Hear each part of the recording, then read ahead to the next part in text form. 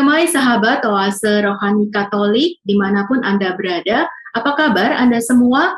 Semoga dalam keadaan sehat, semangat, dan yang pasti bergembira di dalam Tuhan.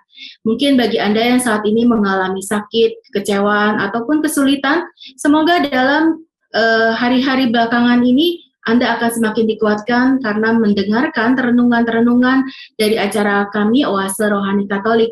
Dan saya sungguh berbahagia, saat ini saya sudah bersama dengan Romo Petrus Yosef Budi Santoso MSC yang akrab kita sapa dengan Romo Budi.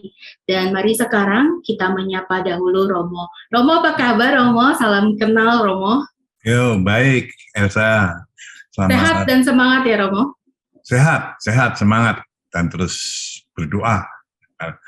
Itu kekuatan kita doa ya, dalam keadaan apapun juga. Terima kasih Elsa, dan selamat untuk pecinta ORK. Romo saat ini berkegiatan di mana Romo?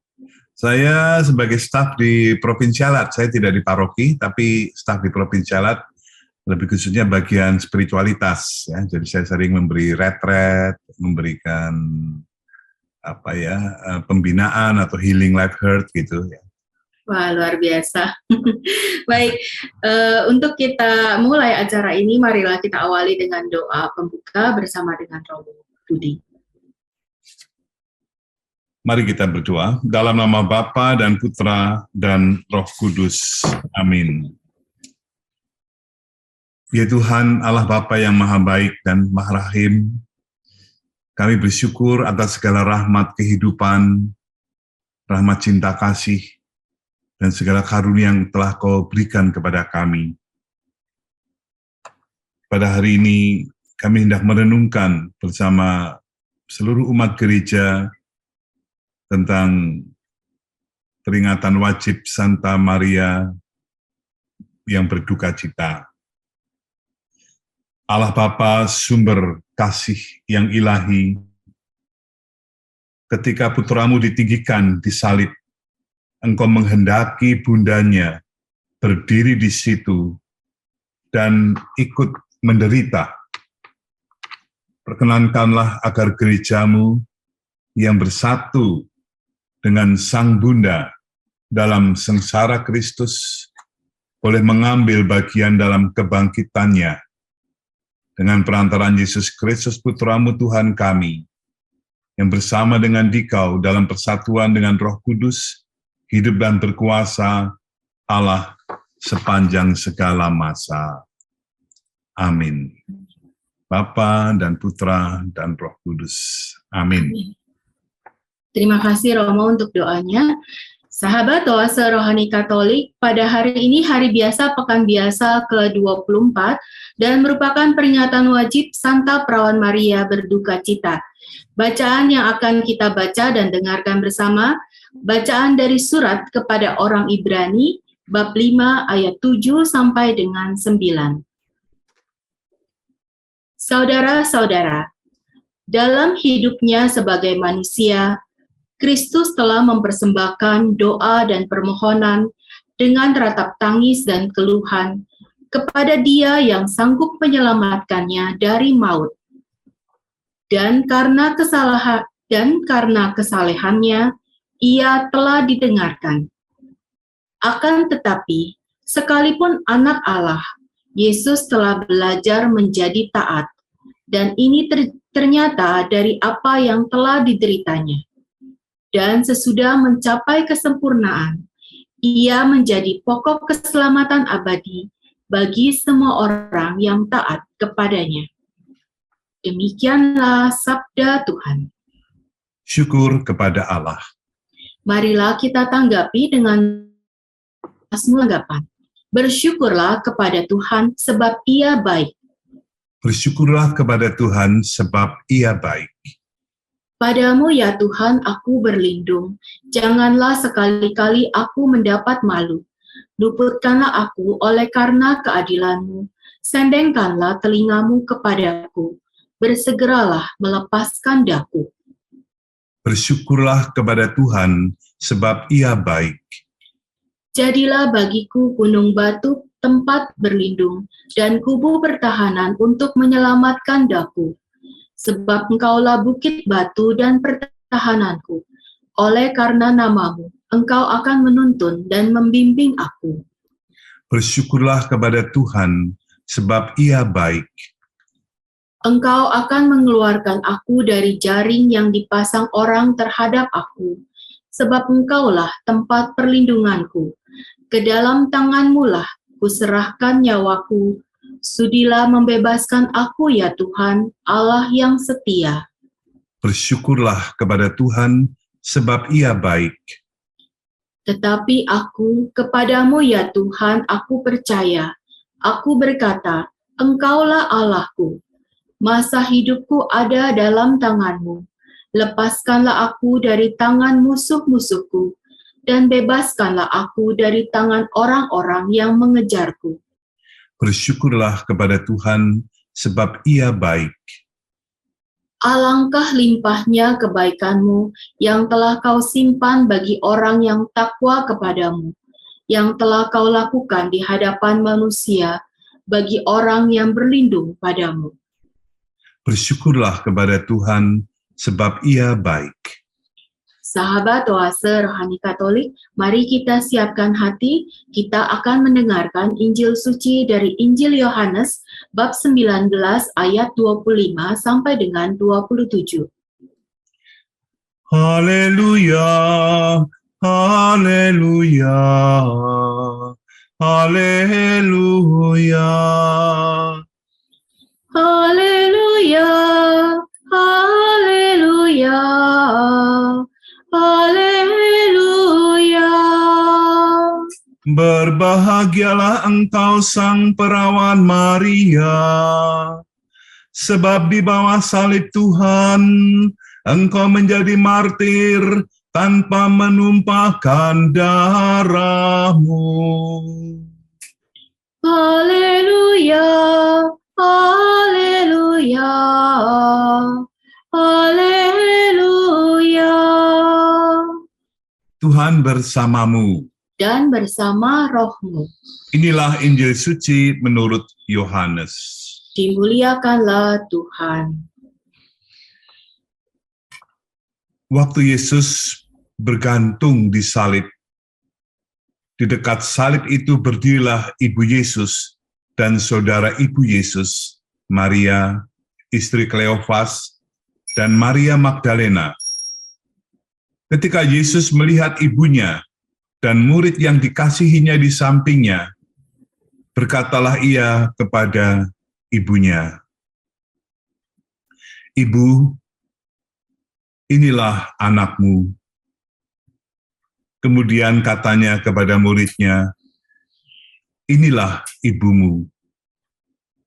Dan sejak itu, murid itu menerima ibu Yesus di dalam rumahnya. Demikianlah sabda Tuhan. Terpujilah Kristus.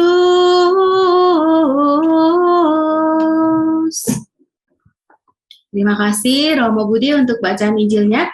Sahabat Oase Rohani Katolik, kita sudah mendengarkan 2 bacaan pada kesempatan hari ini, peringatan wajib Santa Perawan Maria Berduka Cita. Dan pastinya Romo Budi akan memberikan inspirasi pewartaan dari bacaan pertama dulu ya, Romo ya. Ya. Silakan Romo. Baik, makasih Mbak Elsa. Sahabat Oase Rohani Katolik yang baik, pada hari ini bersama gereja kita memperingati peringatan wajib Santa Maria yang Berduka Cita. Kadang-kadang mungkin kita bertanya ya, kok berduka cita kok diperingati gitu ya.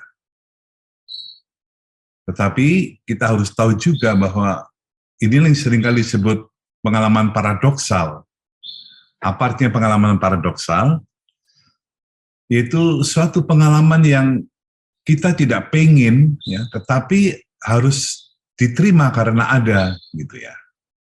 Seperti hanya begini, kematian. Kadang-kadang banyak orang tidak ingin mati, ya. Tetapi toh kematian tetap ada, harus dialami.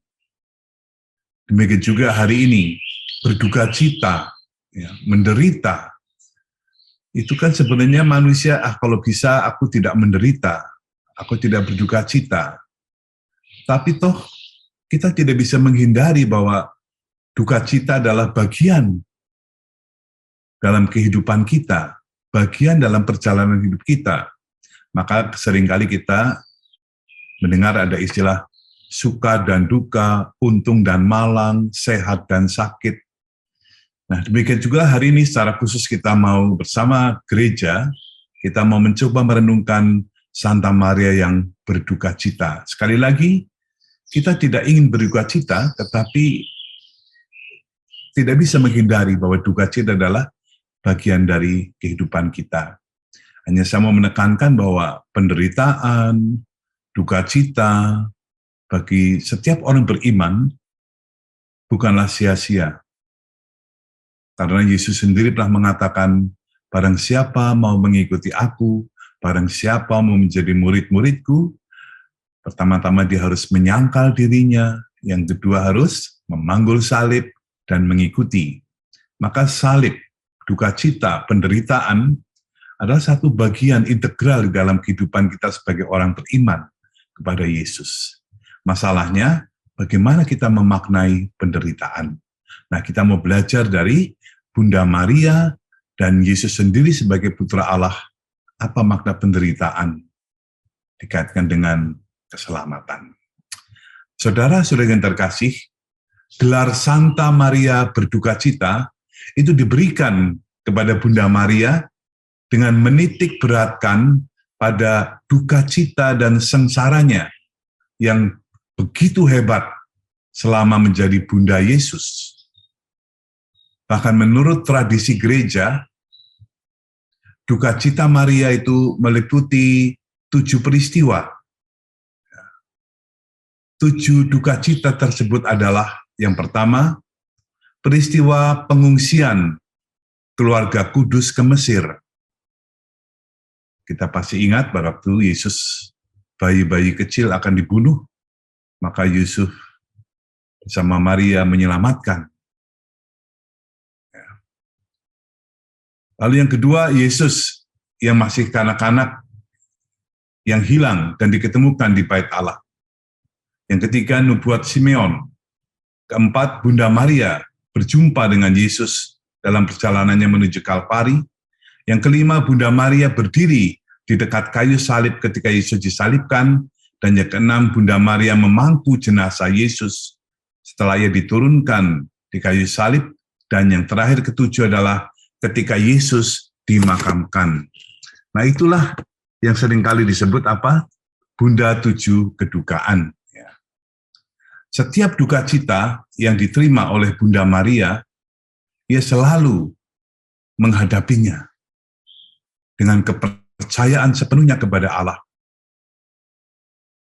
Ia selalu menerima apa yang Allah kehendaki untuk terjadi di dalam hidupnya Bunda Maria. Kata-kata yang sangat kuat yang dikatakan dengan penuh iman dan sepenuh hati oleh Maria adalah, jadilah padaku menurut kehendakmu. Itulah kata-kata yang sangat menyentuh, kata-kata yang sangat menyerahkan segala-galanya kepada kehendak Allah.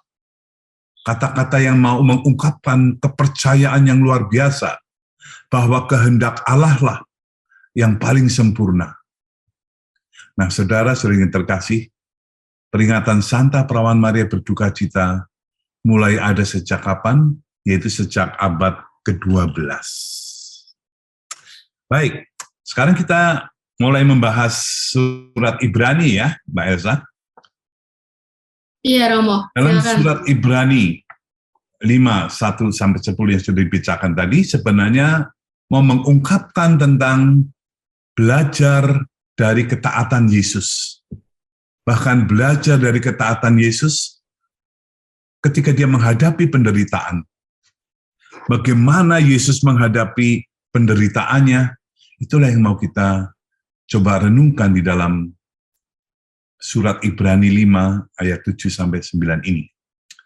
Saudara-saudara yang terkasih, Allah yang menyatakan dirinya di dalam Tuhan Yesus hendak memberikan kepada kita pengajaran dan juga teladan, agar kita mengetahui bagaimana hidup dari anak-anak Tuhan yang akan diselamatkan.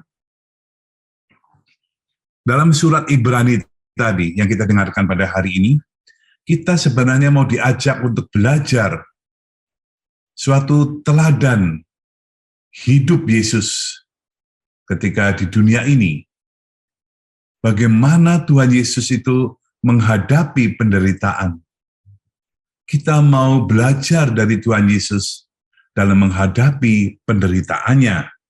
Seperti yang saya katakan tadi, penderitaan adalah suatu hal yang paradoksal.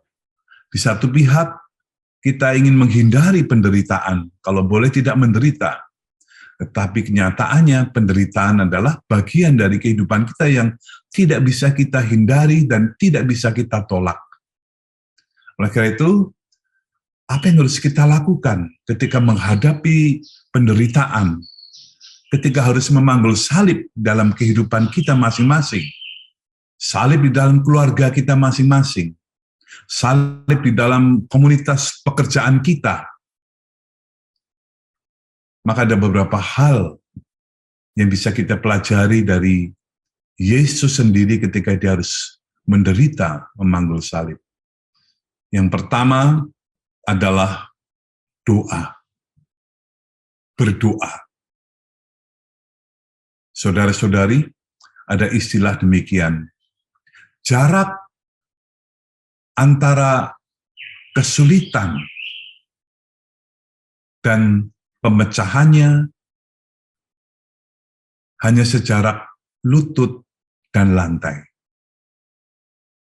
Ya.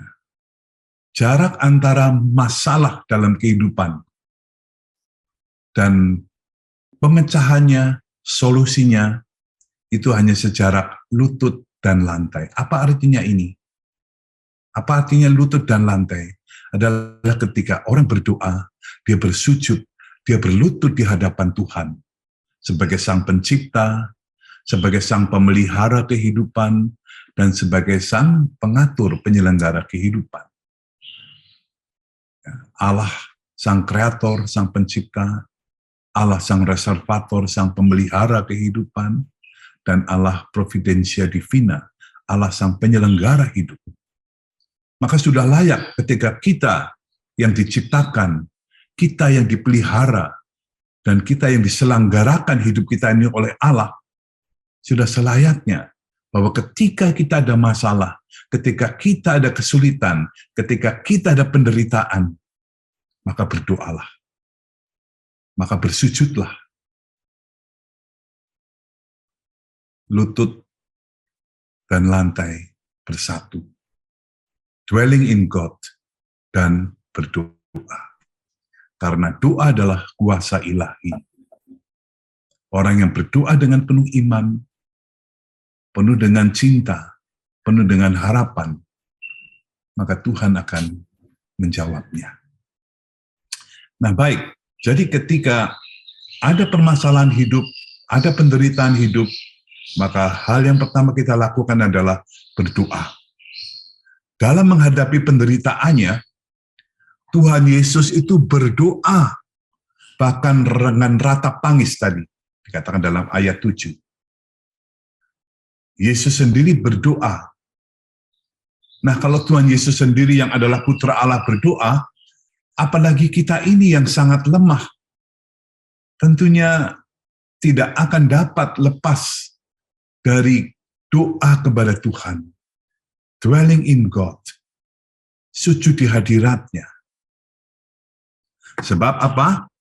Ketika kita ada niat untuk berdoa, hal ini menandakan bahwa pergumulan itu pasti dapat kita hadapi.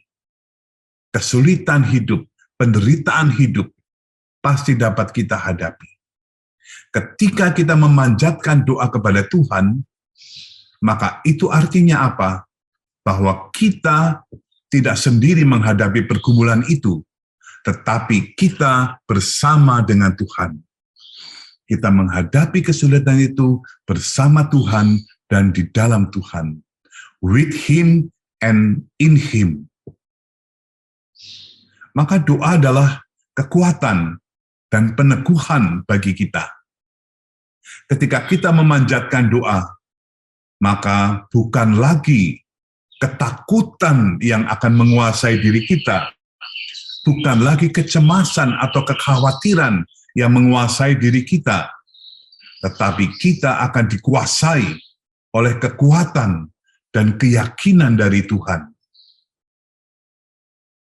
Sehingga doa itu tidak hanya sekedar permohonan, namun ketika kita berdoa, saat itu juga Tuhan telah memberikan kepada kita suatu kekuatan ilahi dan keyakinan untuk dapat menghadapi kesulitan dan penderitaan yang kita hadapi. Itu yang pertama, berdoa. Maka jangan heran ketika Yesus berkarya, kadang-kadang dia ditolak, kadang-kadang dia diusir, maka seringkali kita ingat Tuhan Yesus bersama murid-muridnya mengatakan, mari kita cari tempat yang sunyi, mari kita pergi ke tempat sunyi. Karena di sana Tuhan Yesus berdoa, memohon kekuatan dari Allah Bapa. Nah, yang kedua selain berdoa, yaitu taat di dalam penderitaan. Nah, ini yang sulit kadang-kadang saudara-saudara yang terkasih. Taat di dalam penderitaan. Ini juga paradoksal. Setiap orang ingin cepat pergi, cepat selesai penderitaan ini. Tetapi justru di sini Tuhan Yesus mengajarkan kepada kita taat dalam penderitaan. Walaupun Tuhan Yesus adalah Putra Allah, namun dia taat dalam penderitaannya. Sebenarnya dia adalah Tuhan, dia juga mempunyai kekuatan ilahi. Berapa banyak mukjizat yang telah dia buat. Ya. Bahkan orang mati pun bisa disembuhkan. Apa yang tidak dapat dilakukan dalam penderitaan Yesus kalau dia mau?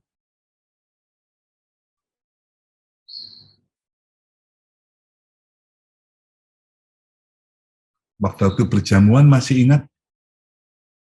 Dia tahu bahwa Yudas akan menjual dirinya. Kalau Yesus mau, mungkin dia bisa menyuruh para rasul yang lainnya, tangkap tuh Yudas, kan dia mau menjual aku. Tangkap dan ikat. Tetapi Yesus tidak mengatakan untuk dirinya sendiri. Ia taat, maka dia katakan, Yudas, lakukan apa yang ingin kamu lakukan. Yesus taat dalam penderitaannya sampai mati di kayu salib.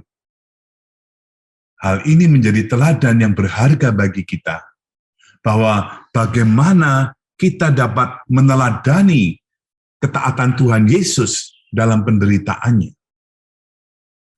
Seperti apapun pahitnya, derita dan pergumulan yang kita hadapi, tetaplah kita jalani dengan tidak gentar, tidak takut dan cemas gelisah. Jangan pernah lari dari masalah. Dan jangan tinggalkan iman kepercayaan kita kepada Tuhan. Itulah yang saya katakan tadi, bahwa jarak antara masalah dan pemecahannya hanya sejarak lutut dan lantai. Dwelling in God. Tinggallah dalam hadiratnya, percayalah kepada Tuhan, karena dia sang pencipta, dia sang pemelihara kehidupan, dan dia yang mengatur kehidupan.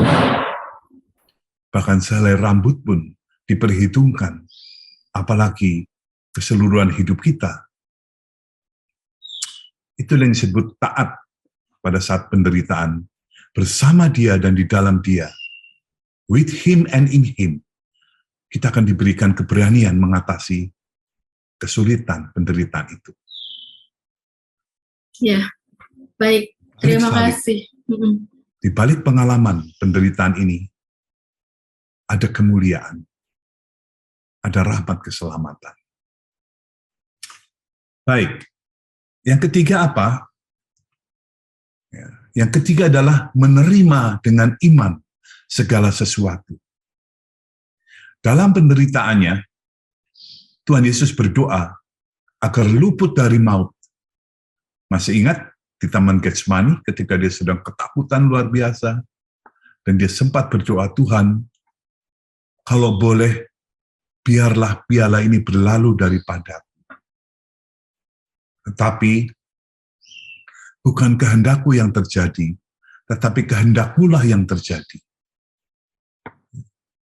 Jadi di sini juga, akhirnya ketaatan Yesus untuk menerima penderitaan itu lebih kuat daripada ketakutannya.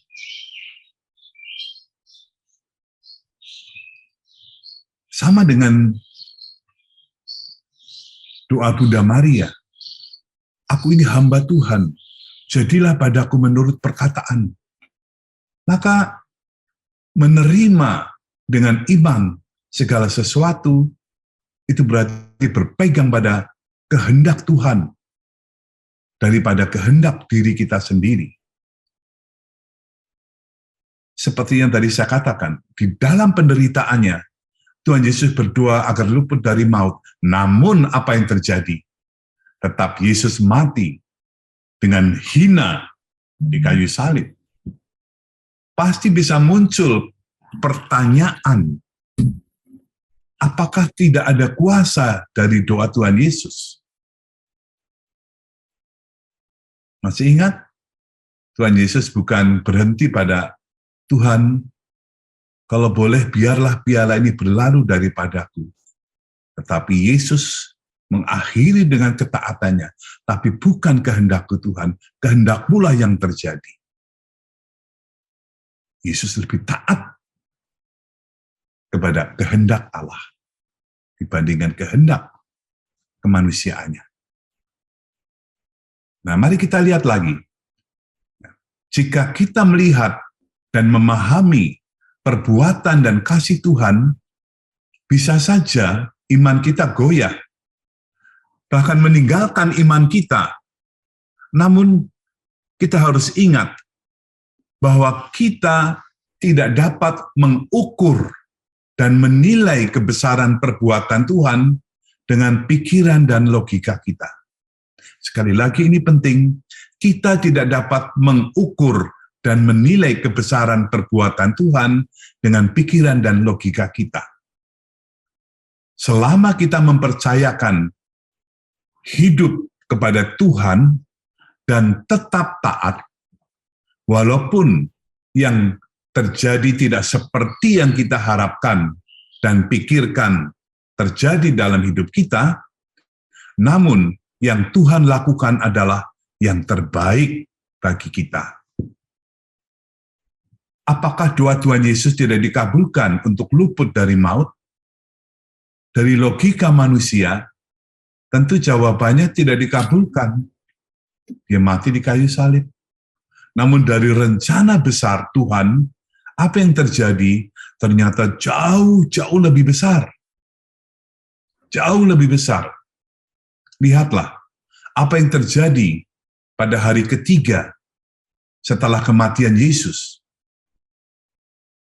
Bukan hanya Tuhan yang hidup, tetapi juga memberikan kehidupan bagi setiap orang yang percaya. Kebangkitan Yesus bukan hanya untuk dirinya, tetapi kebangkitan Tuhan Yesus juga merupakan iman kita, bahwa setiap orang beriman tidak takut lagi mengalami kematian, karena kita akan dibangkitkan, bersatu kembali dengan Allah. Maka demikianlah kita memahami, walaupun yang terjadi di dalam hidup kita seperti yang tidak kita harapkan, yaitu penderitaan, sakit, kegagalan, namun Tuhan akan berbuat jauh lebih besar. Yang terbaik diberikannya kepada kita. Biasanya ukuran kita manusia, kita meminta yang senang, meminta yang menyenangkan, meminta yang nyaman, meminta yang aman. Tetapi ukurannya Tuhan adalah bukan senang, bukan hanya senang, bukan hanya nyaman, tetapi ukurannya Tuhan adalah keselamatan, kebahagiaan abadi di surga, kedamaian abadi di surga. Iya, baik Romo, terima kasih Romo. Itu Elsa kira-kira dari surat Ibrani tadi. Sangat jelas dan juga pemahamannya bisa saya merasa mendapatkan kekuatan dari apa yang sudah Romo sampaikan, kekuatan iman terutama, dan kita tadi yang seperti Romo sampaikan, doa dan juga ketaatan kita walaupun dalam penderitaan itu suatu nilai plus menjadi murid Kristus. Terima kasih Romo Budi. Kita akan jeda sesaat dahulu sebelum kita nanti akan lanjutkan masuk ke bacaan Injil. Dan sahabat Oase Rohani Katolik, kita akan kembali sesaat lagi.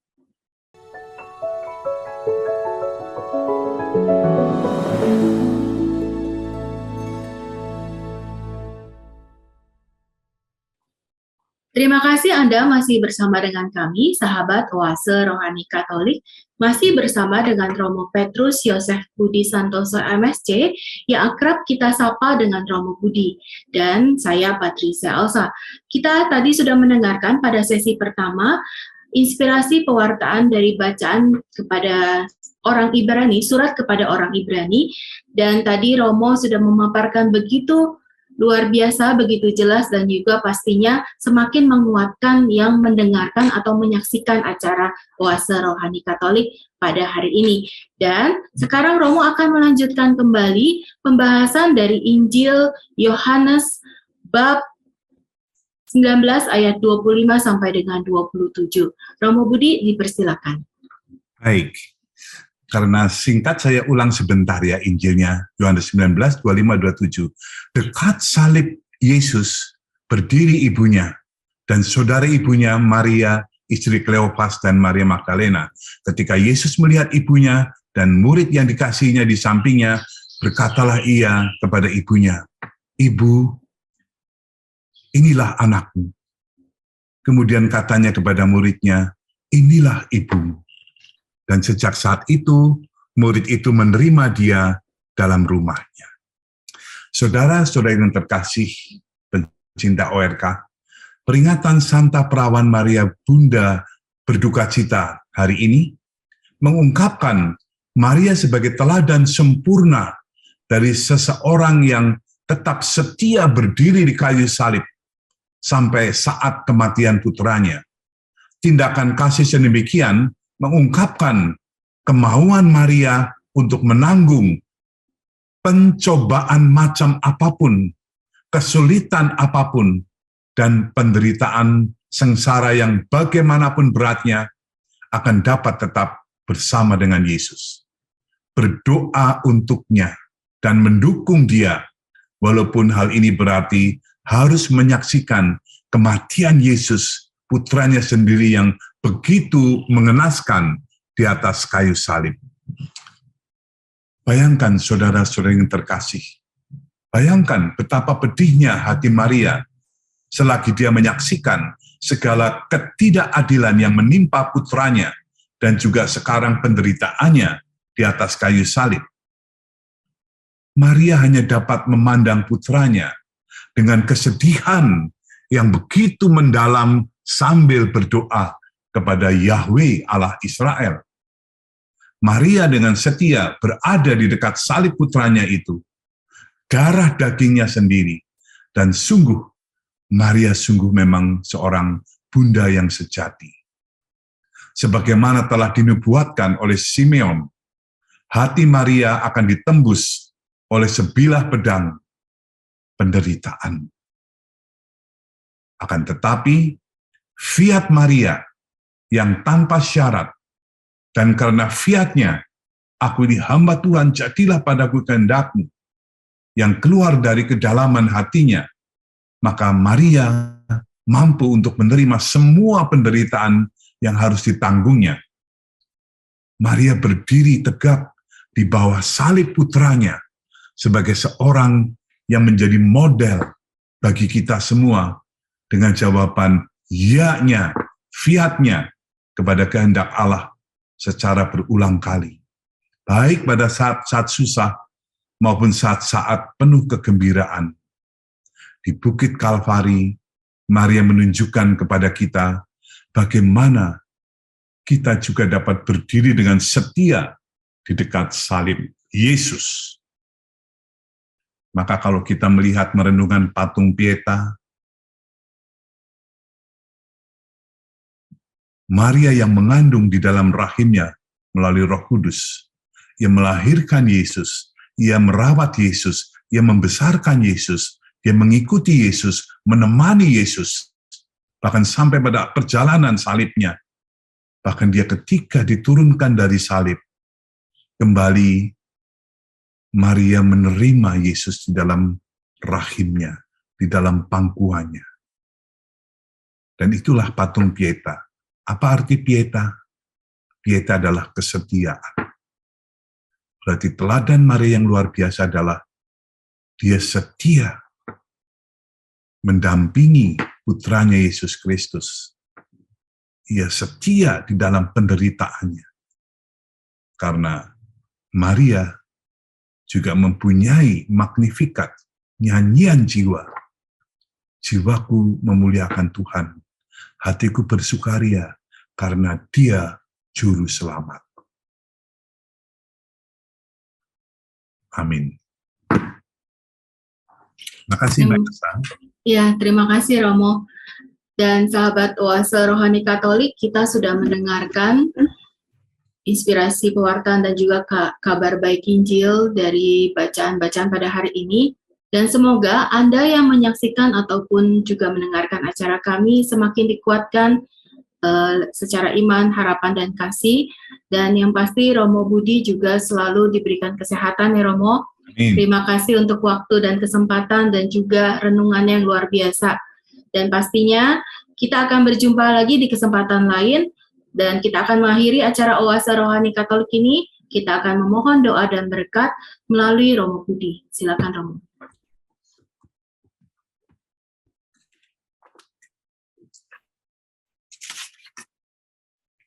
Marilah berdoa.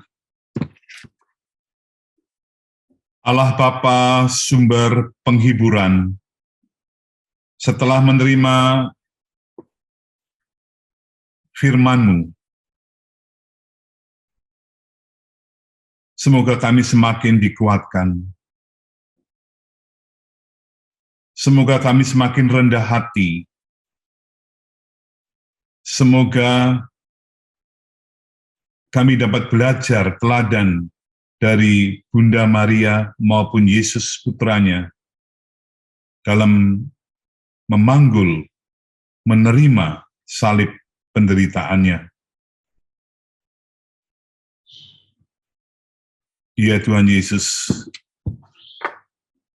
ajarilah kami untuk setia kepada kehendak Tuhan. Seperti halnya juga Bunda Maria taat kepada kehendak Tuhan. Karena kami boleh menyadari bahwa taat kepada kehendak Tuhan akan membawa kita kepada keselamatan, kebahagiaan, dan kedamaian yang abadi. Semoga berkat Allah yang Maha Kuasa turun atas kita semua yang masih bersiara dalam hidup ini, Bapa dan Putra dan Roh Kudus. Amin. Sahabat Oase Rohani Katolik, saya Patricia Alsa bersama dengan silakan Romo. Petrus Yosef Budi Santoso MSc. Pamit undur diri, kita akan berjumpa kembali di kesempatan lain, tetap jaga kesehatan dan juga semangat. Sampai jumpa.